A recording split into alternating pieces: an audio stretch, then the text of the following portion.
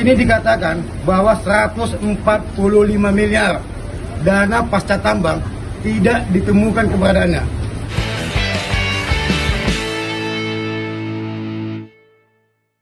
Ya, halo, assalamualaikum, selamat sore. Saya dari DPD Kepri LD Bapan.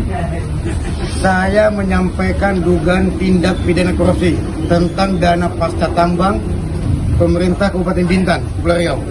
Yang mana hal ini sudah 4 tahun saya laporkan. Jakarta, Batam, Jakarta.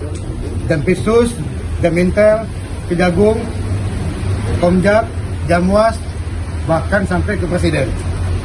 Awalnya dari sini, ini putusan Bupati Bintan tentang dana pasca tambang tahun 2007 yang diteken oleh Ansar Ahmad. Sekarang beliau menjadi Gubernur Kepulauan Riau. Kemudian ini peraturan Bupati tahun 2009 tentang dana pasca tambang. Selanjutnya di sini ada data BPK Kepulauan Riau, pemerintah Kabupaten Bintan. Di sini dikatakan bahwa 145 miliar dana pasca tambang tidak ditemukan keberadaannya. Artinya raib. Selanjutnya tahun 2018 hasil supervisi KPK mengatakan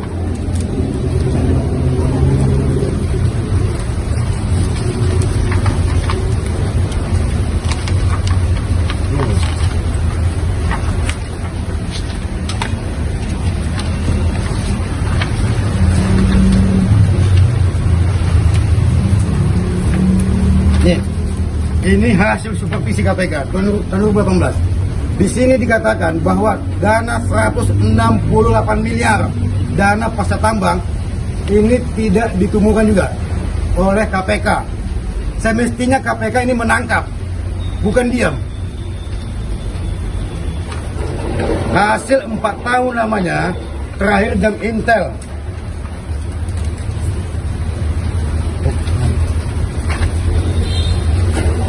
Jam Intel mengatakan berpangkat bintang 3 Reda Mantovani.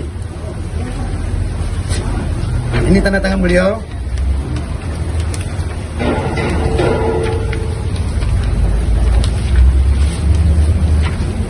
Ini tanda tangannya Reda Mantovani.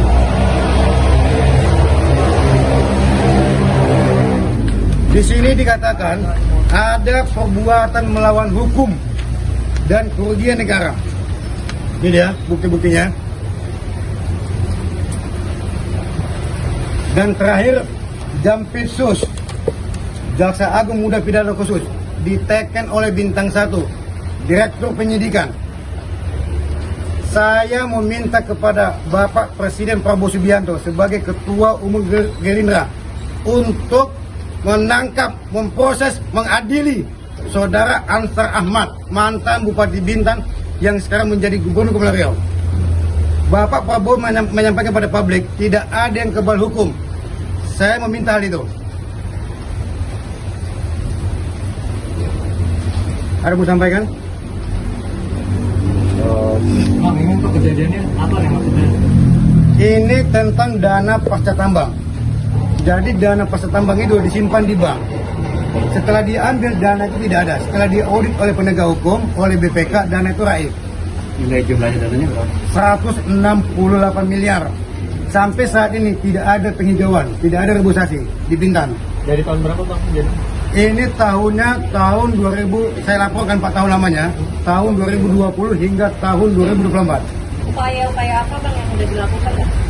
Saya sudah melaporkan ke KPK, ke Barreskrim, Kejaksaan Agung, bahkan ke Presiden Prabowo Subianto selama 4 tahun lamanya. Ada tanggapan lain Bang dari mereka respon lain? Tanggapan lain adalah kemarin saya dapat surat dari Mensesnek memerintahkan kepada Jam Intel untuk melakukan penyelidikan dan penyidikan. Alhamdulillah Jam Intel menindaklanjutinya. Nah ini jawabannya. Ada kerugian negara, perbuatan melawan hukum. Senilai 168 miliar. Ini Abdul Kohar, Direktur Penyidikan, mengatakan bahwa laporan saya telah ditelaah dan dilimpahkan kepada Kejaksaan Tinggi Kepulauan Riau. Anehnya nih, Kejaksaan Tinggi Kepulauan Riau mengatakan tidak ada temuan perbuatan melawan hukum. Jadi Bapak Prabowo Subianto sebagai Ketua Umum Gerindra, sebagai Bapak Presiden Republik Indonesia, Pak tolong ini Pak, panggil Kejaksaan Tingginya. Ada apa gitu loh.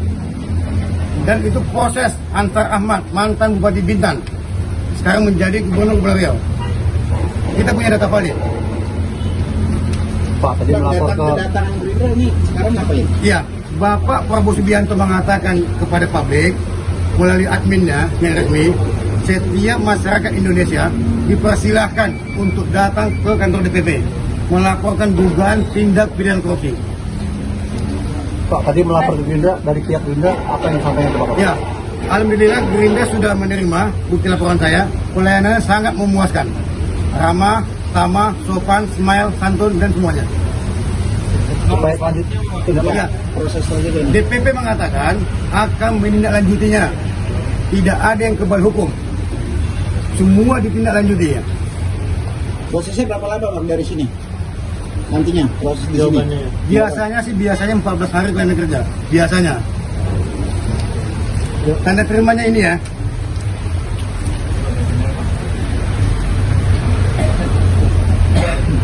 Jadi saya sampaikan lagi, yang saya laporkan ini mantan Bupati Bintan, Kepulauan Riau, sekarang menjadi gubernur aktif. Bahkan menang lagi untuk kedua kalinya. Berarti ini kasusnya di Pulau Bintan Bang ya? Di Pulau Bintan, Kepulauan Riau. Upaya apa lagi Bang setelah itu? Mungkin ini langkah terakhir saya. Langkah terakhir saya kepada DPP Partai Gerindra. Karena saya sudah bolak-balik ke istana, mungkin ini terakhir kalinya. Tadi yang dikorupsi apa tuh Pak? Ada dugaan tindak pidana korupsi sebesar Apa? Itu apa? 168 miliar dana pasca tambang. Tambang Pasca apa? tambang. Jadi Tambang apa? setelah tambang boksit. Tambang boksit. Bang, yang Sam- dilaporkan ini apakah dari DPP Gerindra juga atau Ya, yang dilaporkan ini apakah dari DPP bukan. Gerindra juga? Ini dari partai lain. Partai Kuning.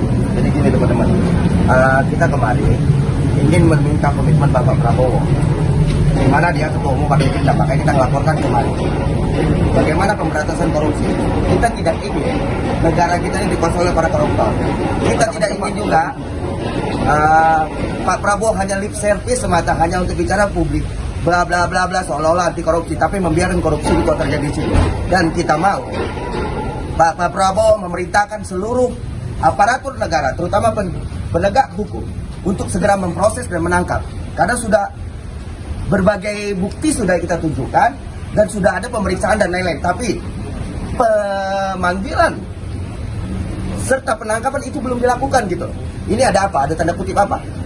Apakah hukum kita hari ini hanya sebatas lip service semata, atau hukum kita untuk memberantas korupsi?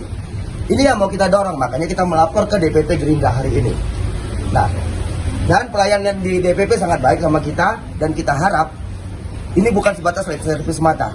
Dan kita ingin memang ini proses, dan kita akan kawal ini. Kita akan kawal ini. Dan bila perlu kita akan bersuara nanti lebih lantang lagi. Bisa jadi kita akan membangun gerakan-gerakan sipil. Ya, melakukan aksi-aksi besar. Bahkan bukan cuma di Bintan kita lakukan, nanti kita akan giring masyarakat dari sana untuk main di sini. Itu dari kita. Dan saya membersamai teman dari Kepri, karena saya sudah masuk ke lokasi. Saya sudah lihat di lokasi bahwa tidak ada penanaman reboisasi di sana.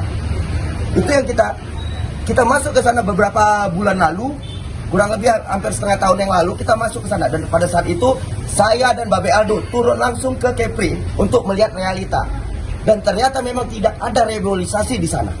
Itu mungkin teman-teman.